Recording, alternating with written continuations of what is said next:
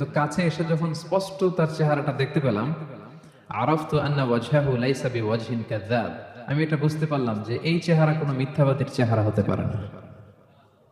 চেহারাটা দেখে আমি বুঝলাম এটা কোনো মিথ্যাবাদীর চেহারা হতে পারে না।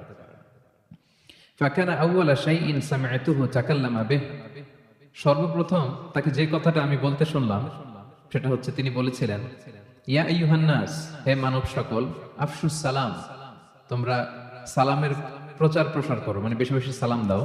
ওয়া আত'ইমুত তাআম, তোমরা অন্যকে খাবার খাওয়াও।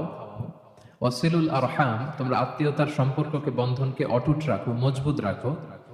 ওয়াসাল্লু বিল লাইলি ওয়ান নাসু নিয়াম, শেষ রাতে মানুষ যখন ঘুমিয়ে থাকে তখন তোমরা নামাজে দাঁড়িয়ে যাও।